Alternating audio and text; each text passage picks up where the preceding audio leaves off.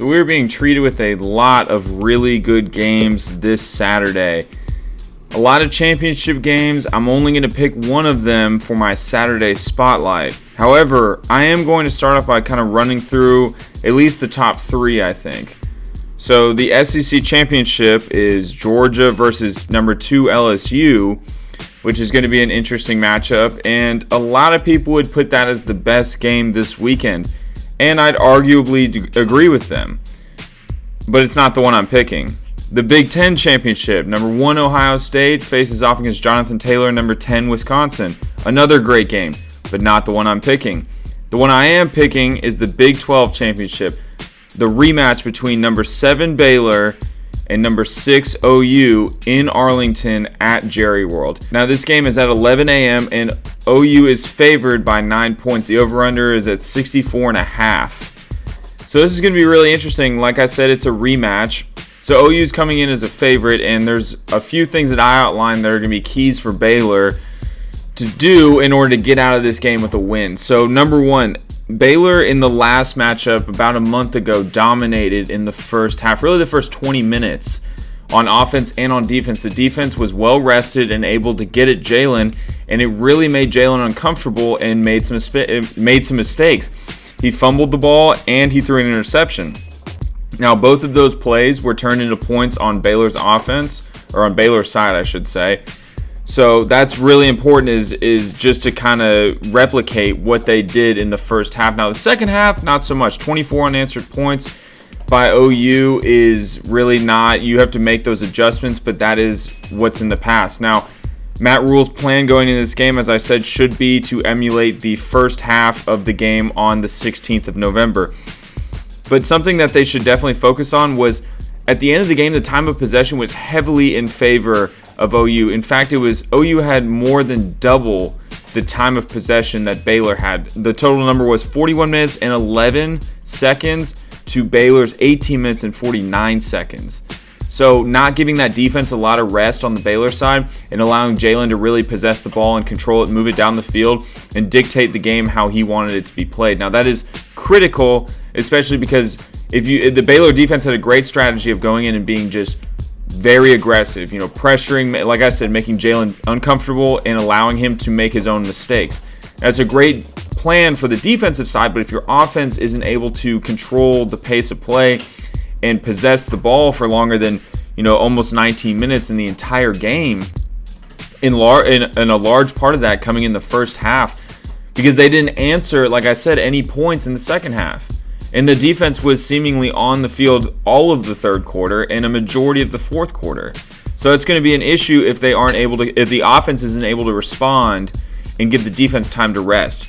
So I've outlined keeping the defense rested, the offense taking care of the ball, and the defense getting after Jalen to make him uncomfortable and allow Jalen to make the mistakes. The other major key that I would have is making second half adjustments. They didn't make any second half adjustments in their first match, and it was really difficult to watch Baylor just basically fall apart because they were refusing to change the style of defense or the style of offense they were playing. What limited time they had on the field with the ball, they were struggling to even get first downs. So those are the keys to the game for Baylor. Now, for OU, we switch over to that side. I think this is a lot of people are going to pick OU on this, and for good reason. OU came into the last game in Waco, I believe, with a sense of not really respecting the Baylor team. Now, they were undefeated when Baylor was undefeated when OU came to town, and that was definitely something you have to keep in mind.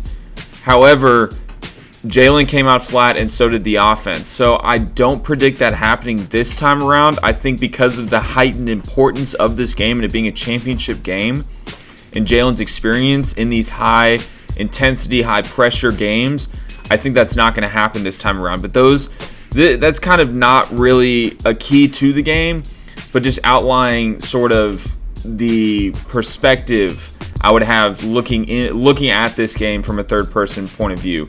Now, another thing to take to note that's really important is CeeDee Lamb is actually going to play in this game. CeeDee Lamb didn't play in the first game. Now, CeeDee Lamb has 50 catches for just over 1,000 yards and 14 touchdowns on the season.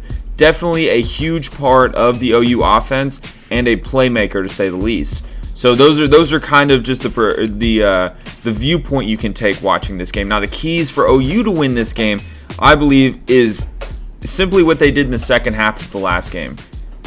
You must tire out the defense. If you were able to possess the ball and tire out Baylor's defense, you can see the body of work that the offense was unable to move the ball.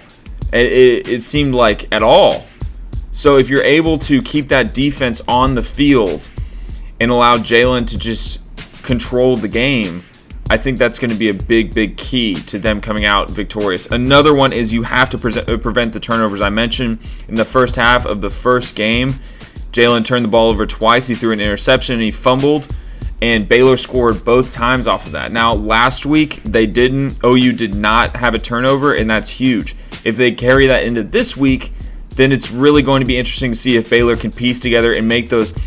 In these sorts of matchups, when it's two offensive juggernauts playing against each other, it really comes down to just the most minute mistakes. It's like playing Bill Belichick in a way. Whenever you play the Patriots and Bill Belichick, they take the best thing away from you, and then every little mistake you make, the Patriots capitalize on.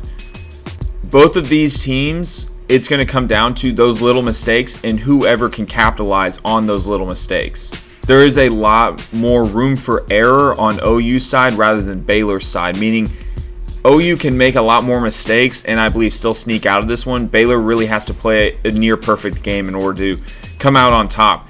That being said, I think Matt Rule, after he's turned this program around, and I really believe that this would just be the icing on the cake for this season.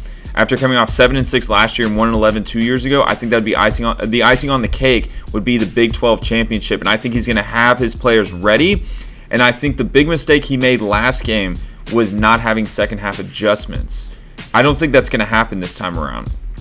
Now, Lincoln Riley and Jalen Hurts and a lot of the OU players have experience in these high-pressure games as opposed to Baylor, who a lot of these players don't. Like I said, 1-11 2 years ago, 7-6 last year. Baylor doesn't have a lot of experience in these sort of high-pressure games, so it's going to be interesting to see how they respond, but I believe Matt Rule will have these boys ready, and I think Baylor by 3. It's going to be a great game to watch, along with the other championship games. Georgia and LSU is going to be fun to watch. Ohio State take on Wisconsin.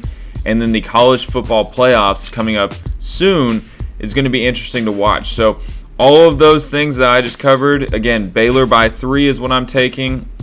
64.5 points is the over-under. I think that's pretty accurate. I imagine both defenses will be tired out by the end of the game. I think it's going to be a rather close game regardless if Baylor wins or not. It's going to be something awesome to watch. Now, that's all I have for you on the breakdown of my Saturday Spotlight. So if you want to check out more content, you can look at the website, subscribe to this channel. I post videos at least 2 times a week, and I will see you next time.